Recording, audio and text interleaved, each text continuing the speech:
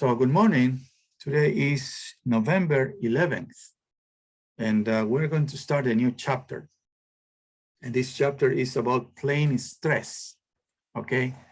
And probably you have seen how we have increased the complexity of the problems that we're working.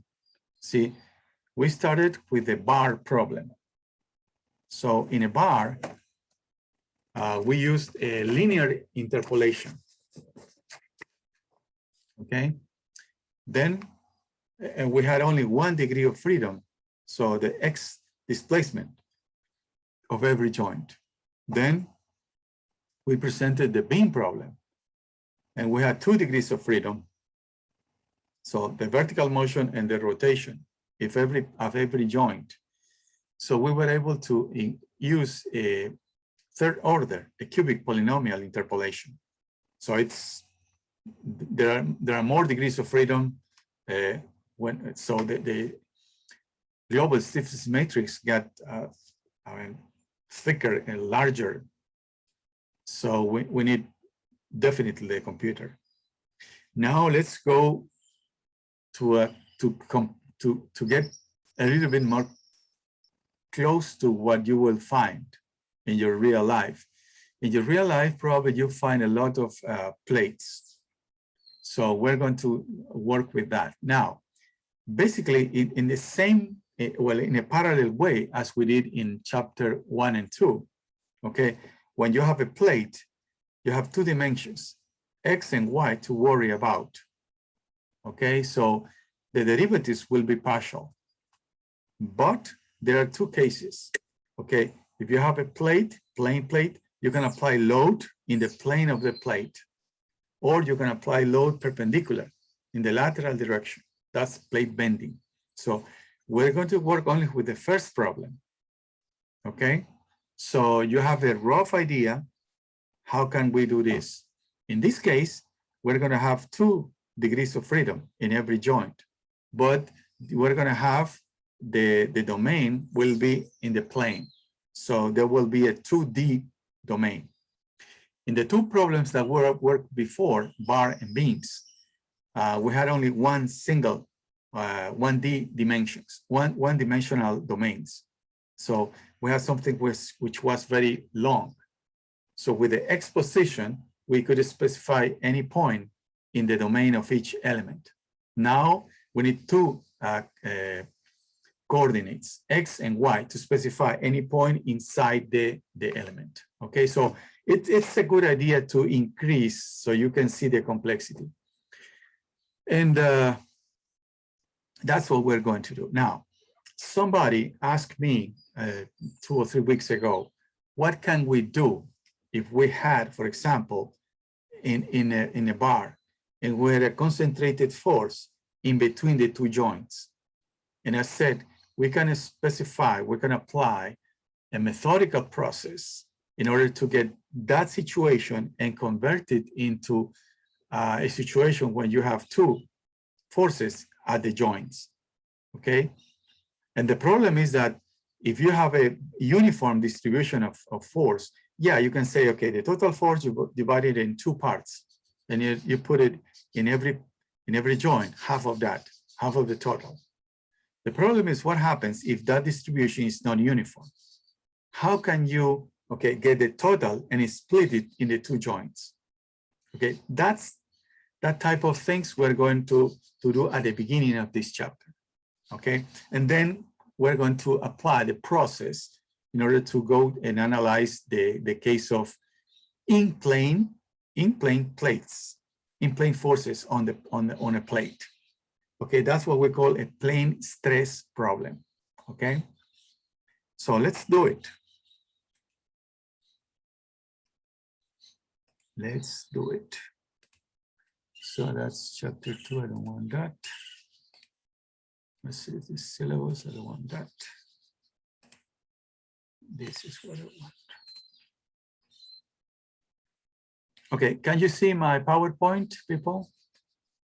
Yes, doctor. Okay, thanks.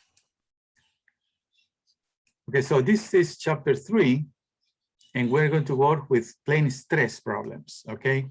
Today we're going to review. This is just a review because this is something that we studied in chip structure, the minimum potential energy theorem. Okay, as a matter of fact, that's the reason why we presented this material in the previous chapter. Then here in chapter 1, in subchapter 3.1, basically we're going to explain what I just mentioned. Okay, how can we take this load distribution and convert it into a discrete distribution of forces, so we can apply forces on the joints in an equivalent way. Okay, and we're going to work basically thinking on bars. Then we're going to do something similar for beams. And then in subchapter 3.3, we're going to go with plane stress problems. Okay, and at the end, we're going to use a small program that we had available in the appendix of the Logan's book. Okay, I'm going to ask you to use that program in order to analyze plane stress problems. Okay, so more or less that's the idea. We're going to be in this chapter about 4 weeks. So this is 6th week. So we're going to work with that between in this and the next, and then in 2 weeks after the exam. And then the last 5 weeks, probably we're going to work only with about working with ANSYS, okay? How to use that in order to analyze static linear problems, structural problems. So more or less, you have an idea what's coming up in the next weeks. Okay, so let's review this, okay? So this is a principle. I don't see, because I have not connected. I know it's connected.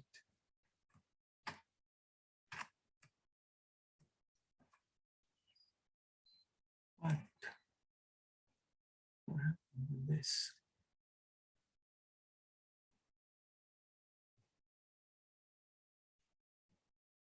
Okay.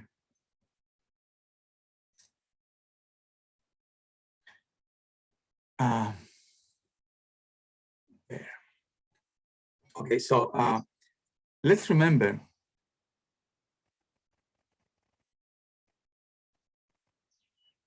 I put this because it's exactly what we're going to do. We work with these things last semester. Okay, so we have to just remember. Okay, this is what we call the minimum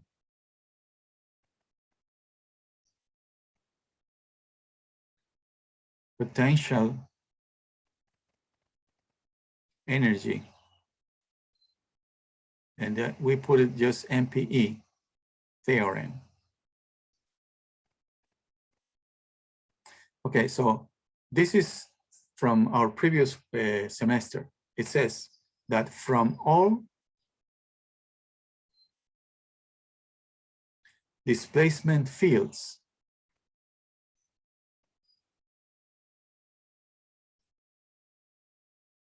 and there is no S here,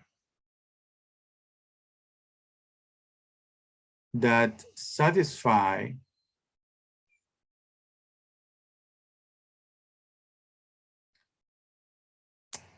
the boundary conditions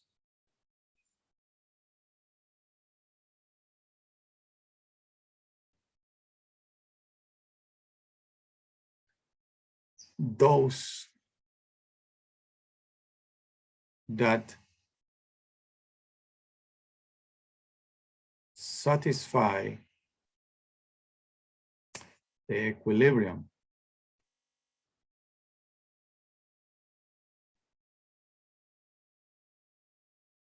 equations are distinguished, identified, distinguished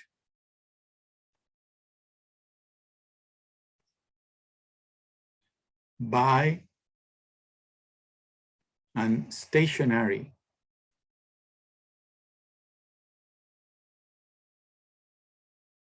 value of the potential energy.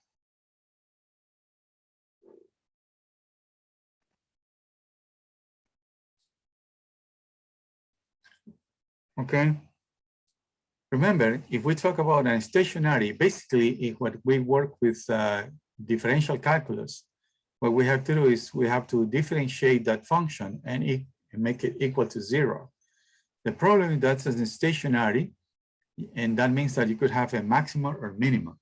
Okay, so in this case, we are interested in the minimum. Why? Because the minimum is related to an stable equilibrium.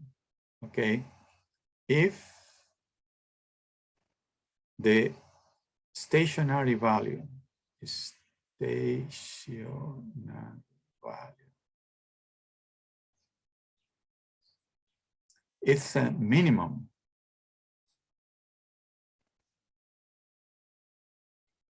Then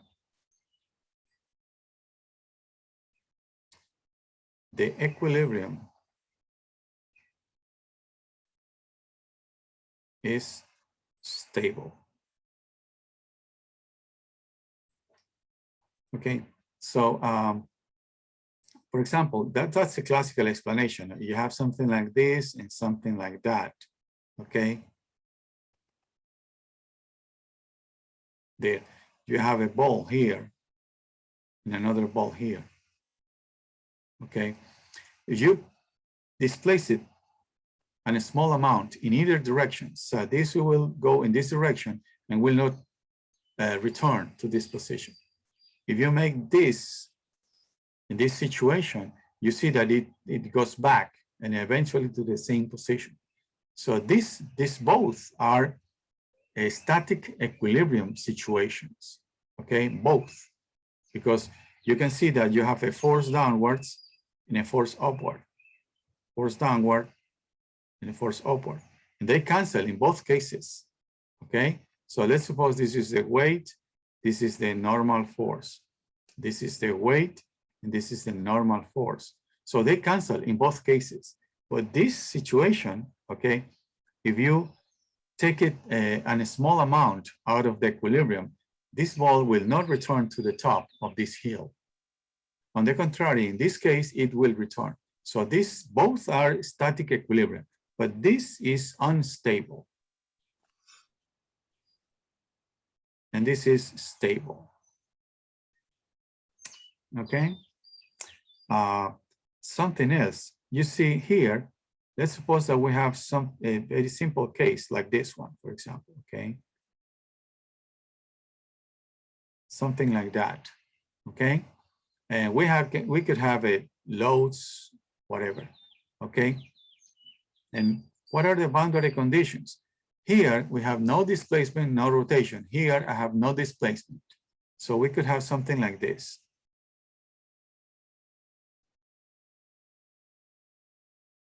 But we could have something like this too. I mean, you could have something like this there. So there are two options, and they both satisfy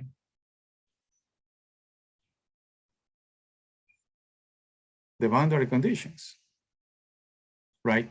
So you ask yourself, which one is the one that expresses the static equilibrium, the black or the green? And what we have to do is we have to calculate. So we have to calculate P1 and P2. And again, you can imagine there are many of these functions, an infinite number of these functions. Which one is the correct one? Well, we have to pick the one which produces the minimum potential energy.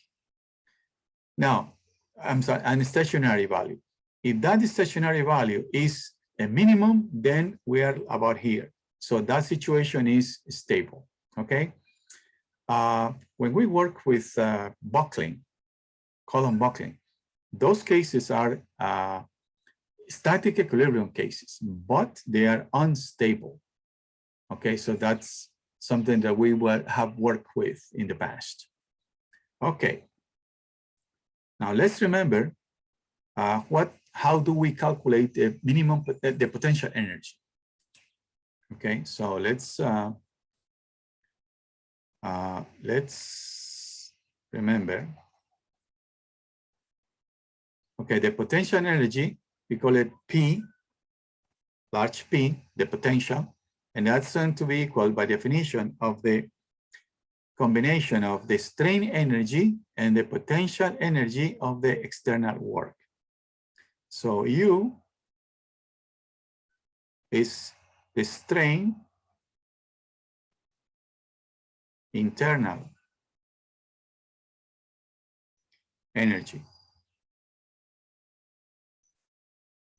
So according to Popov's, for example, that's the capacity of internal forces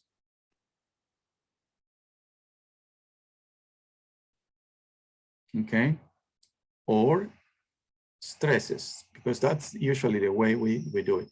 We define this with the stresses, and then according to the situation, the particular situation that we are working, we convert or we express stresses as function of the internal forces, okay? Capacity of the internal forces to develop work through deformation of the structure.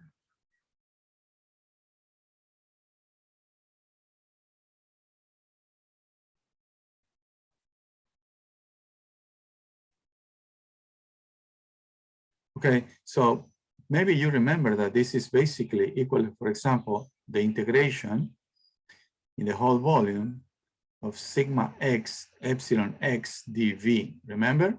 And we have the other terms. Okay, so this is force per unit length, per length squared, and this is length cubed. So you multiply these two, you get FL. Remember, epsilon x is non-dimensional. And so you have the other terms, the other normal, and also the other shear stresses. So that's something that we need to do. And what we can do is we can take this, for example, in the case of the beam, and express that as function of the bending moment. That's what we are saying here, okay? Also, what we're going to do is to assume that we will be below the elastic limit. So instead of epsilon x, we're going to say that this is equal to, for example, sigma x over E in case of the in case of having one single stress component of the a single stress component. Okay, and the other term WE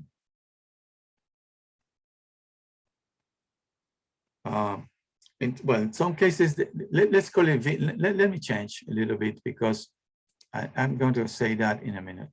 So we have to be careful because at least that's happened to me quite often, is that, I'm sorry, let me change this letter. Then let's put it V. If I use W here, I tend to think that that's work.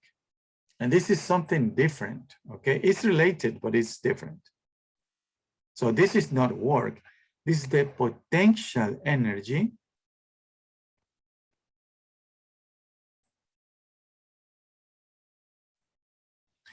of external forces. As Popov explained, is the capacity of those forces to develop work through the deformation of the structure.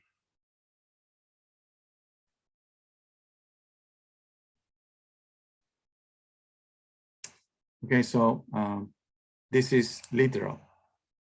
Okay, so we have something like this. You have a force here. So this element will deform.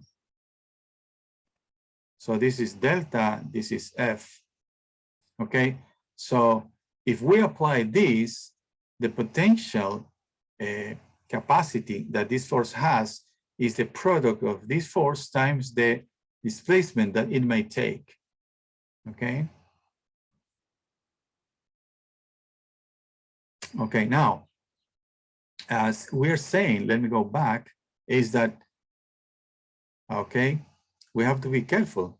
What we're saying is that this pi function, okay, is a stationary value, okay?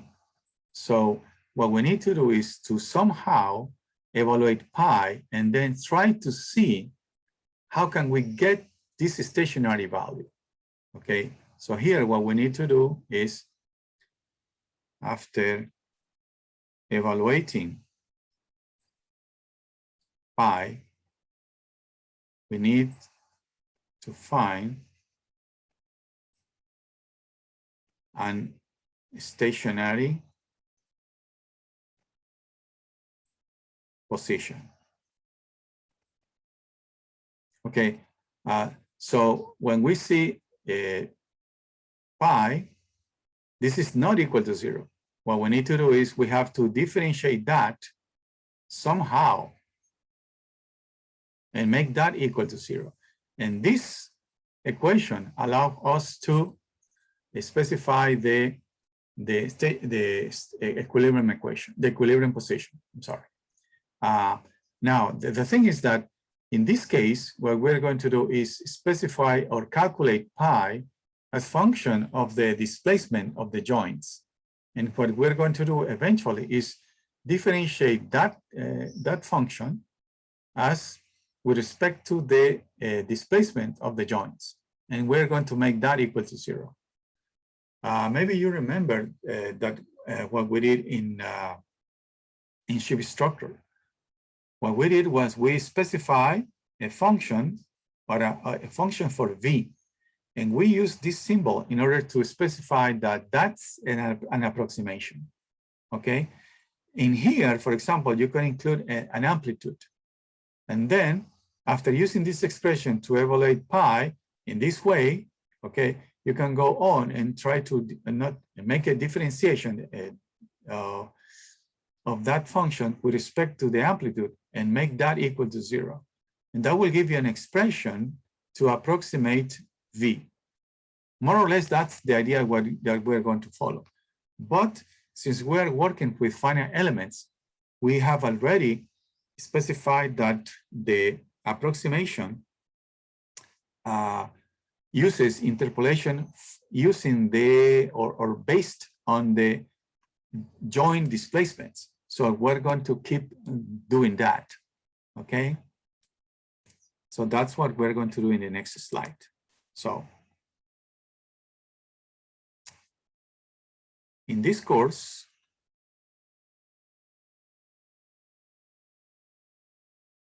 we are using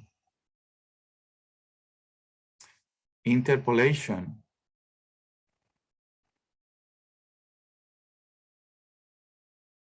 for the displacement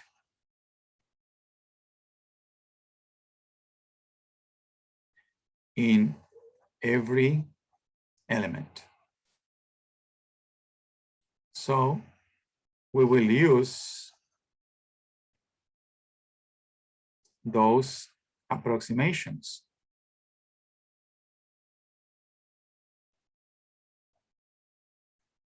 to find pi.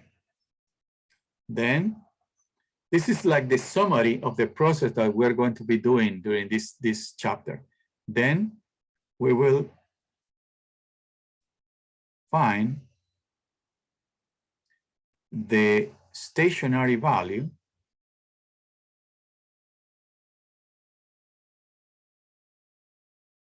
by equaling to 0 the partial derivatives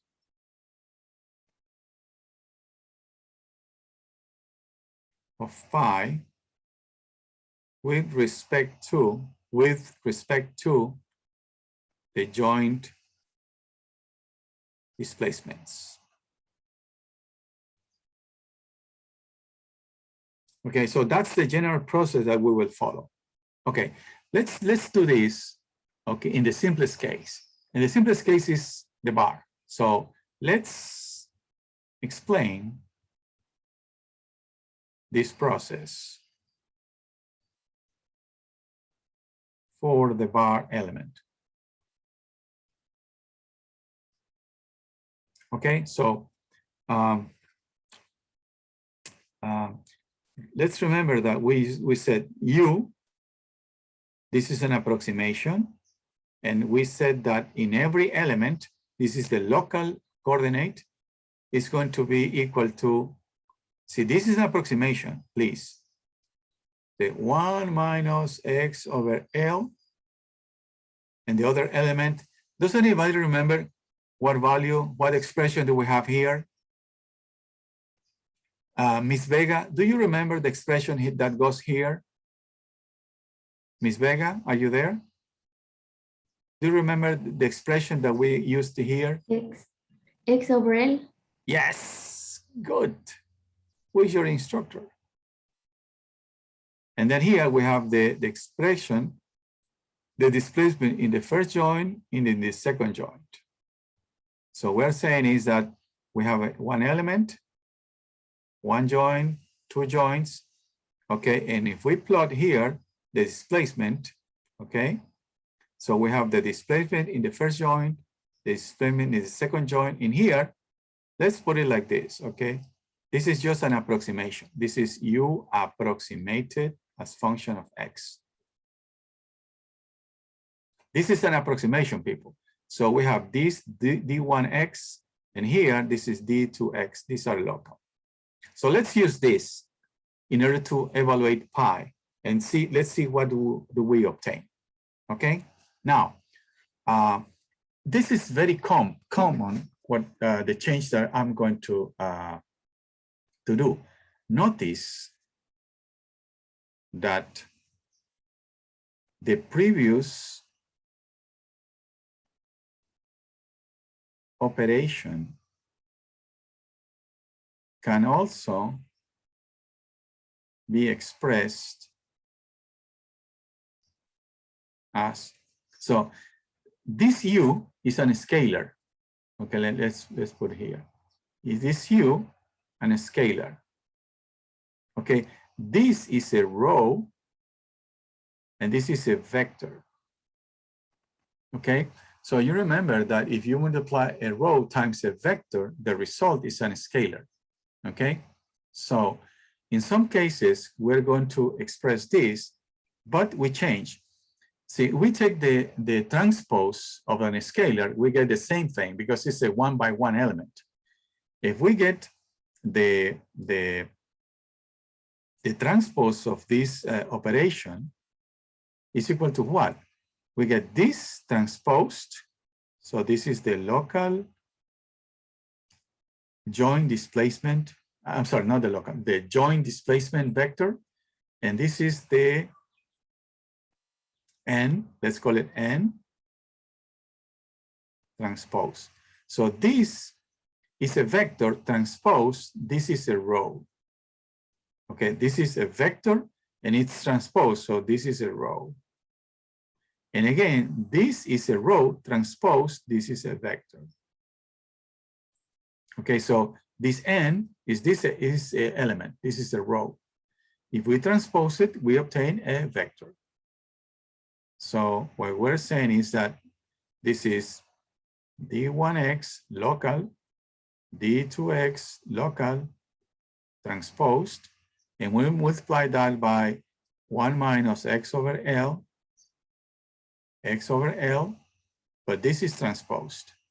So this is a row, this is a vector, and the result again is a scalar. Okay, so let's do this. Let's go on now. Okay, in some cases we're going to use this, in other cases we're going to do that. Well, you'll see that in a minute. Okay, let's go on. So let me go back. Here. This expression we remember from previous semester. So we need to evaluate epsilon x, then we need to evaluate sigma x. So let's see epsilon x. So strain. So epsilon x is going to be, by definition, the derivative of u respect to x. So we take that, the expression, differentiate that with respect to x. So in the first term, we're going to get minus 1 over L. And here we get 1 over L. And that's multiplied by the vector D. Okay. This matrix here, let me change color. If I can find the color here. This, you will see in the future that we will call the matrix B. So this is what we call matrix B. Not the Barcelona, it's B. Okay. So in this case, it's a 1 by 2. Okay, so this one row, 2 columns. So this is a row.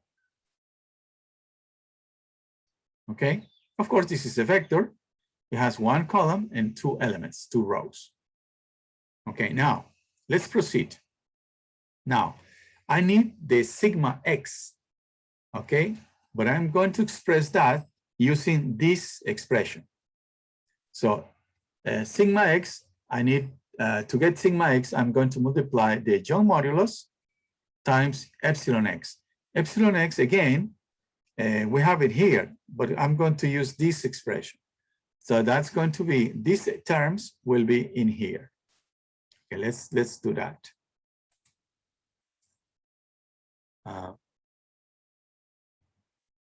For the stress,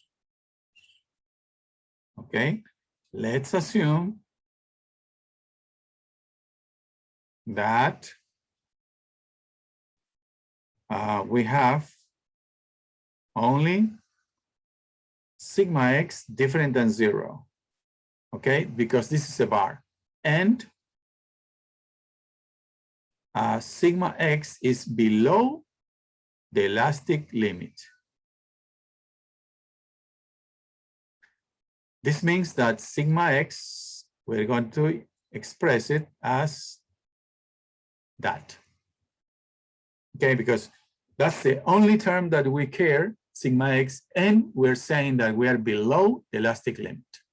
Okay, so we can say that sigma x, okay, is going to be equal to epsilon x times E, okay, and epsilon x is du dx local times E, and this element here, let me go back,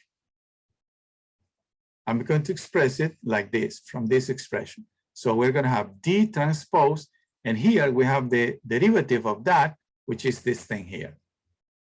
So so that's going to be equal to, this is d transpose. Okay, so this is a row times minus 1 over L and 1 over L as a column, and then this multiplied by E. So this, it's a 1 by 2 matrix. So this is a row, this is a 2 by 1, and this is a 1 by 1.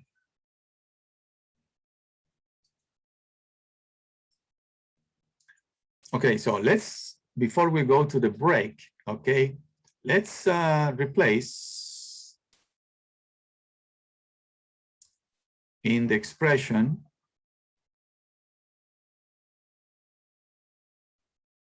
for pi.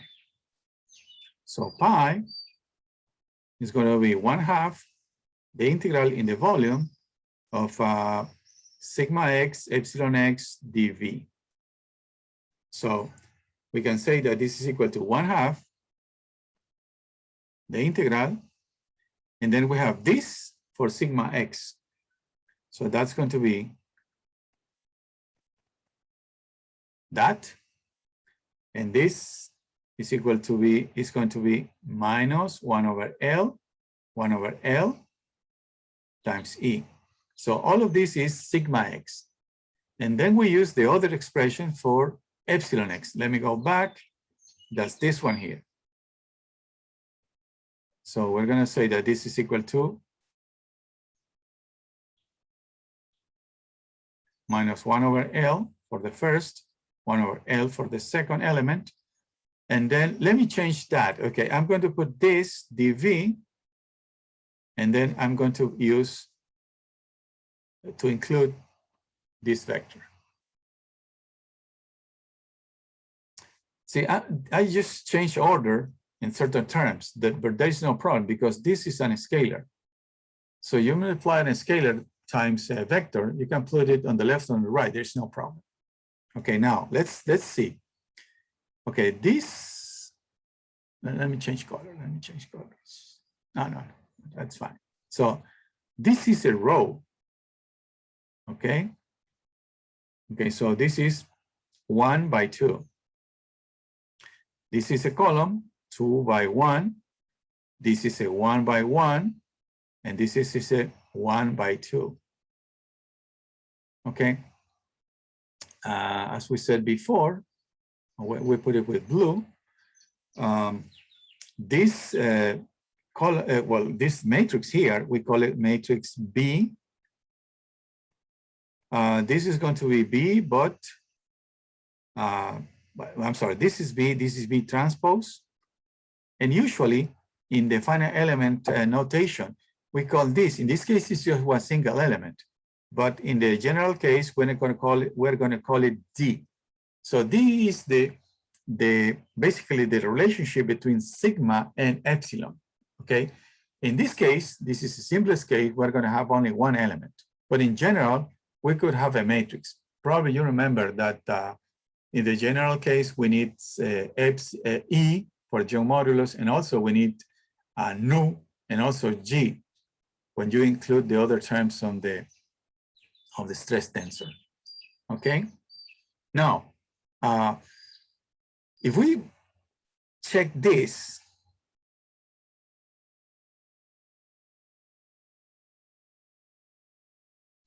there, okay, we can see that the result, so this is a 2 by 1, 1 by 1, 1 by 2. What's going to be the result of this operation, this operation? Mr. Ramon, what's going to be the result of this operation? You multiply a vector times a row. What's going to have what's going to be the result?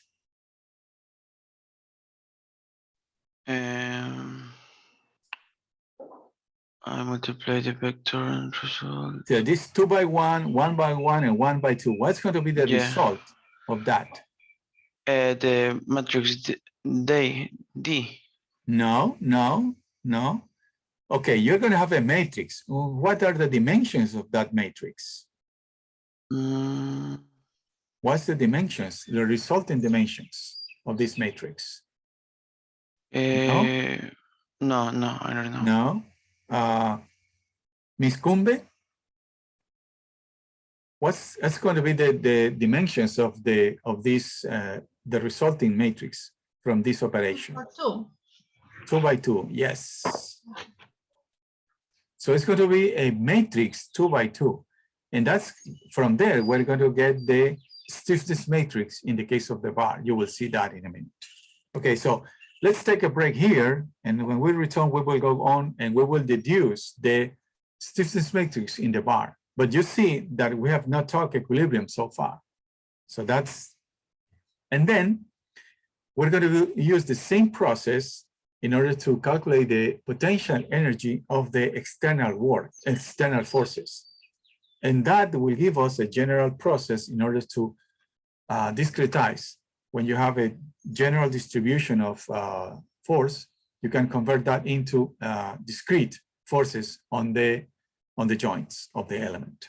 Okay, So let's see if I can stop this thing here. Okay. So I'm going to